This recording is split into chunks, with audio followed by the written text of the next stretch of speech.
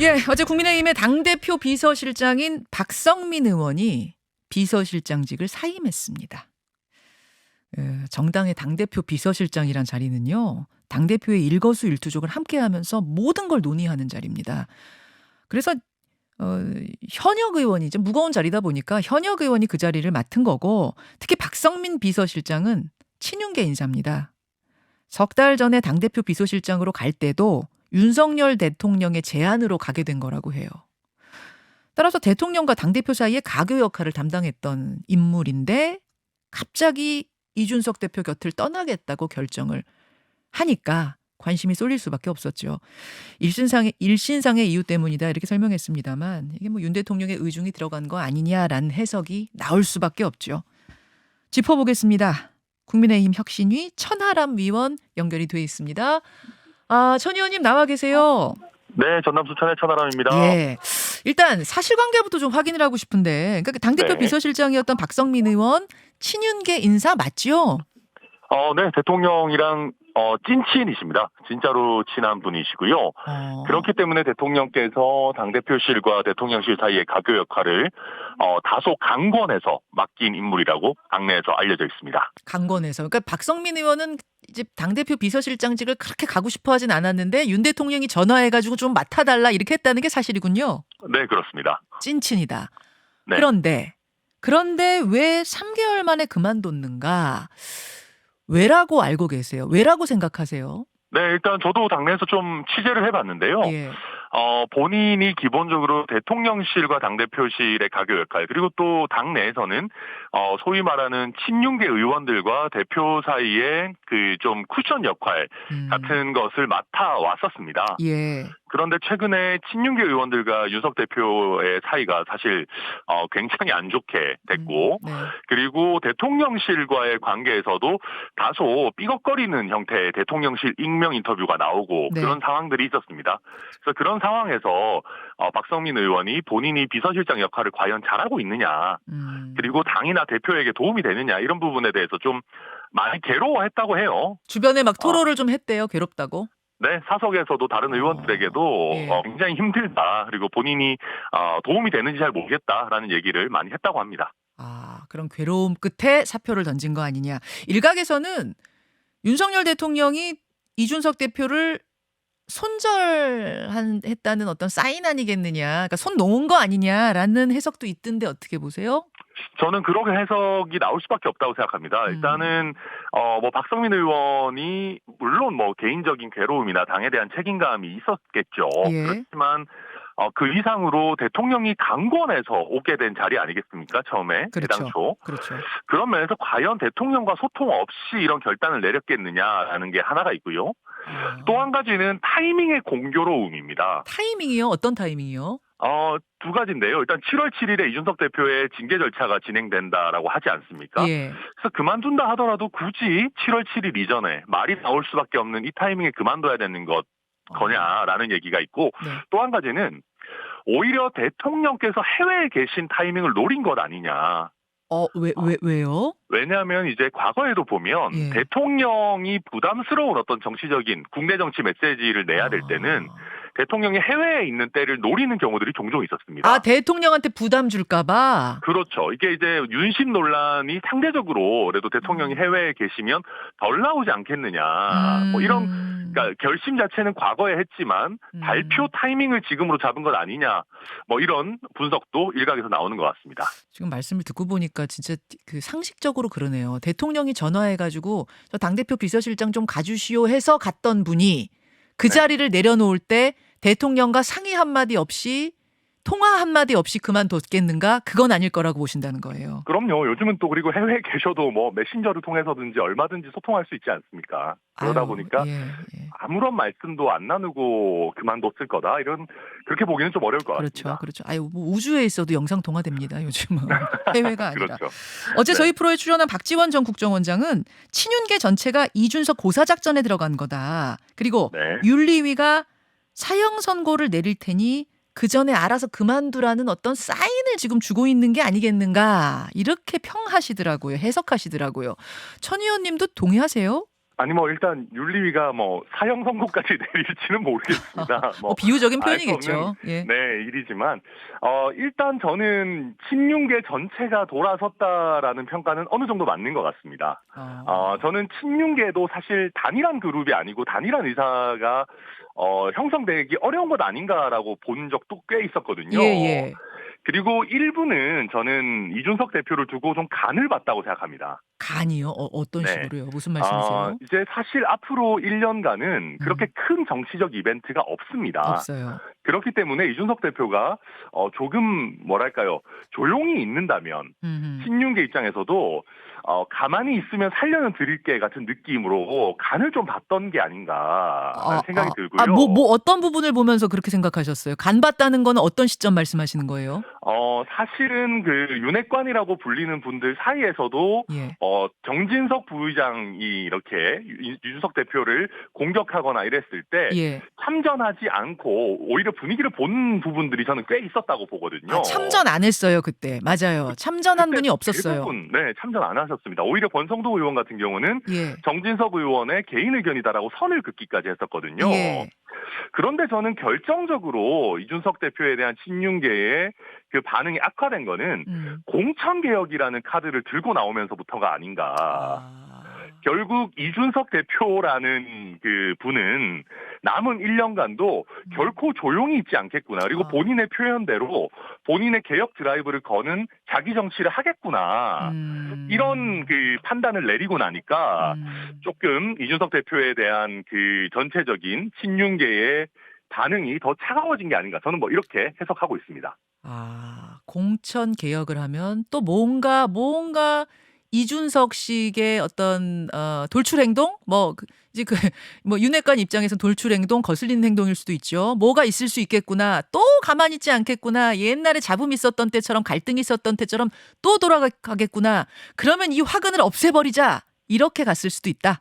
네, 제가 느꼈던 것이 당내에서 그 공직 후보자 자격 시험 PPAT 있지 않습니까? 예. PPAT를 도입한다고 했을 때 굉장히 강한 반발들이 여러 군데서 터져 나왔었습니다. 그랬어요. 네, 그런 것처럼 저는 이준석 표 공천 개혁에 대해서 다들 반감 내지는 두려움을 가지고 계신 분들이 많은 것 아닌가 이렇게 보고 있습니다. 자, 그렇다면 이준석 대표가 어떤 선택을 할까? 박지원 전 원장 말처럼 진짜 고사 작전이 시작된 거라면 이준석 대표가 진짜로 고사 당할까요? 그만둘까요? 스스로 알아서? 어떻게 생각하세요? 저는 어제 박지원 원장님 인터뷰 보고 네. 박지원 원장님도 이제 은퇴하실 때 됐구나. 왜요? 감이 너무 많이 떨어지셨다라는 생각이 들었어요. 왜요? 일단 이준석 대표가 지금 그만두면 본인에 대한 혐의를 사실상 다 인정하는 꼴 아니겠습니까? 그러니까 이준석 대표가 정치적으로 얻을 수 있는 게 없습니다. 사실 지금 그만둬도. 예. 그리고 이준석 대표 스타일이 오히려 정면 승부를 즐기는 승부사 기질이 굉장히 강하잖아요. 그렇죠. 얼마 전에도 이제 본인의 SNS를 통해서 네. 오히려 그들이 따라올 수 없는 방향으로 더 강하게 달리겠다라는 메시지를 표출한 바가 있거든요. 네. 그래서 더 강한 개혁 드라이브를 걸었으면 걸었지 지금 여기서 그만둘 리는 전무하다. 근데 네. 박지원 전 원장의 이제 전체적인 맥락을 좀 제가 대신 설명드리자면 이런 거였어요.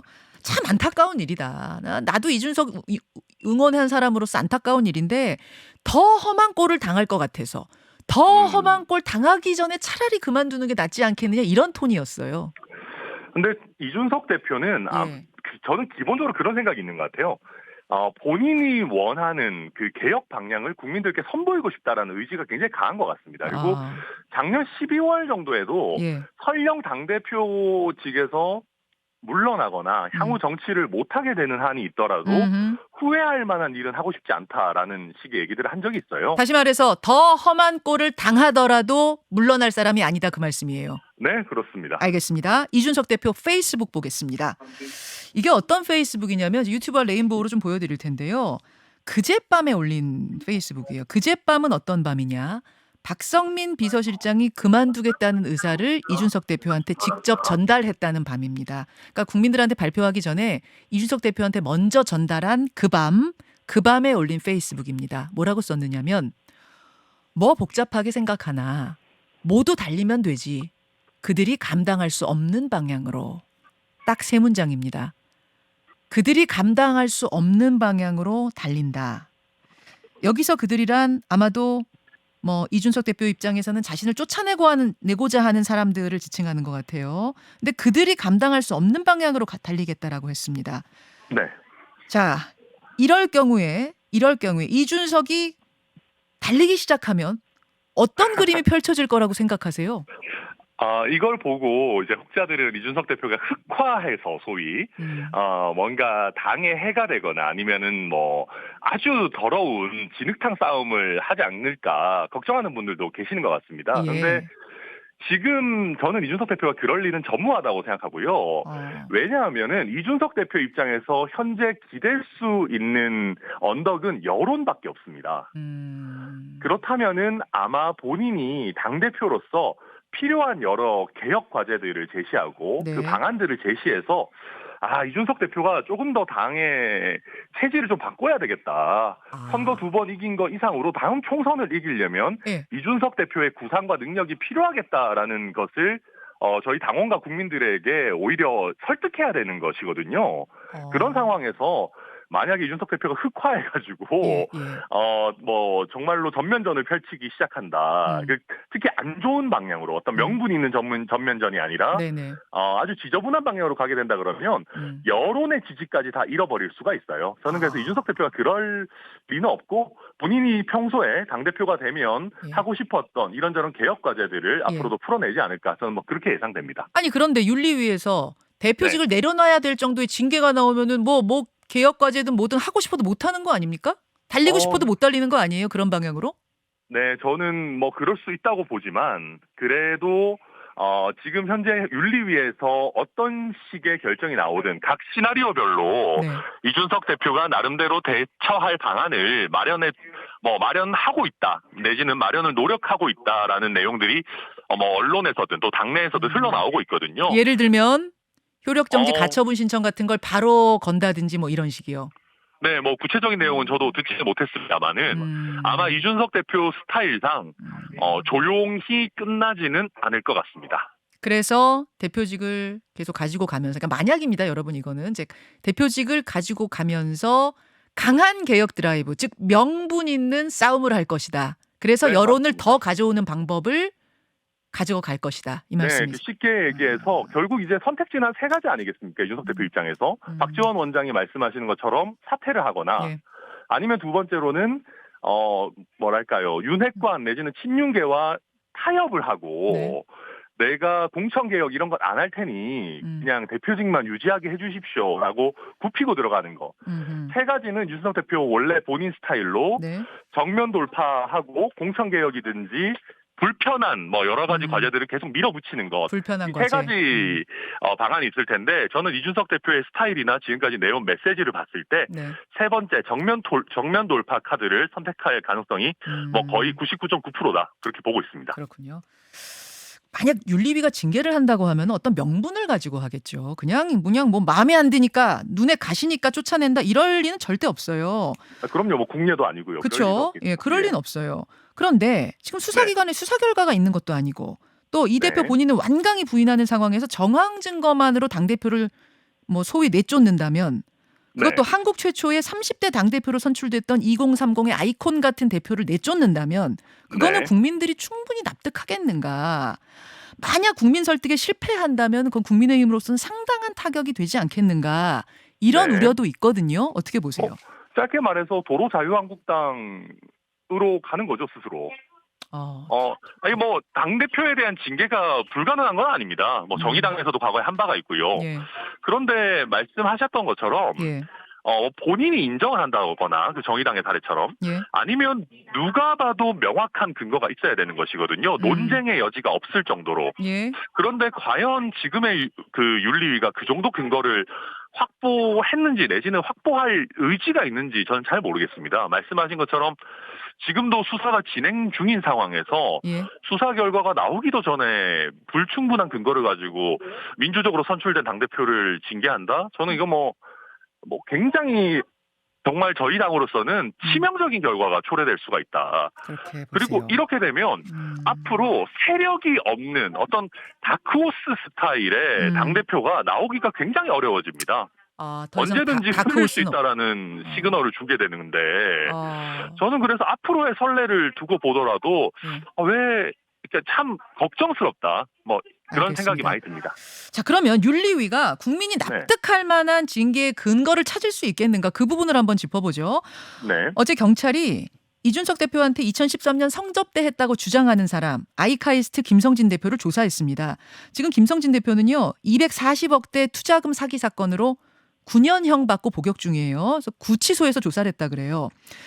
근데 김성진 대표가 2013년 당시 접대 상황을 설명하면서 이렇게 진술을 했답니다. 2013년 7월 11일 이준석 대표와 첫 만남이 있던 날 김성진 씨가 박근혜 대통령 시계가 갖고 싶다. 이렇게 이 전 비대위원, 그 당시 이제 직함은 전 비대위원입니다. 네.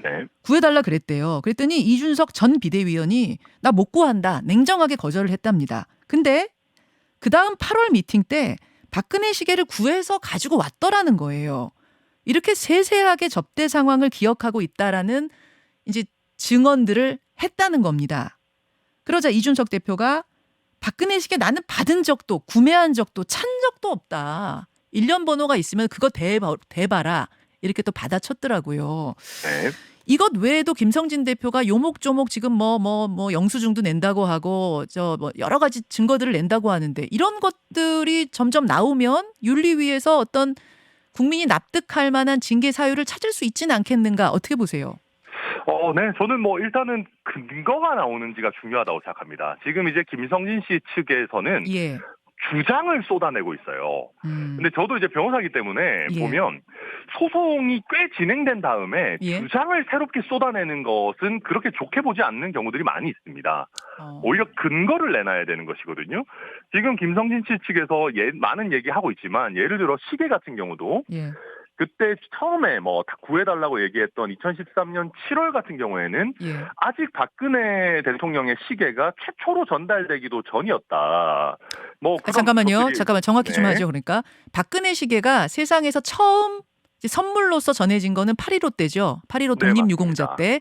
근데 어떻게 7월에 이 김성진은 박근혜 시계란 걸 알고선 했느냐 그 말씀이에요. 달라고 했느냐? 네, 박근혜 대통령 시계라는 게 뭐 있다는 건 알았을지도 모르겠습니다. 뭐 저도 그때 당시 상황이 정확하게는 모르겠습니다만은 처음으로 전달되기도 전에 그걸 구해달라라고 얘기했던 것들부터 시작해서 시점이 좀 안 맞는 부분이 있고요. 그리고 박근혜 대통령 같은 경우에는 본인의 시계를 굉장히 타이트하게 관리했다라고 전해지고 있습니다. 그렇기 때문에 뭐 이준석 대표가 얘기하는 것처럼 일련 번호 이런 부분을 충분히 뭐 얘기할 수 있고 확인할 수 있는 부분이고요. 알겠습니다. 그런 것들이 정말로 이준석 대표를 통해서 그 사람에게 전달되었다는 팩트가 나오느냐, 전 그게 중요하다라고 보고요. 알겠습니다. 그 외에 뭐 다른 얘기들도 아직까지는 주장 정도의 수준인 것 같습니다. 윤리가 얼마나 근거를 가지고 징계할 수 있겠느냐 이 문제가 걸려 있는 거고 그렇지 않다면 이 권력투쟁으로 비춰질 수도 있고 뭐 이런 상황인 것 같습니다. 여기까지 상황 파악해 보죠. 고맙습니다. 네, 감사합니다. 천하람 위원이었습니다. 김현정의 뉴스쇼는 시청자 여러분의 참여를 기다립니다. 구독과 좋아요, 댓글 잊지 않으셨죠? 알림 설정을 해두시면 평일 아침 7시 20분 실시간 라이브도 참여하실 수 있습니다.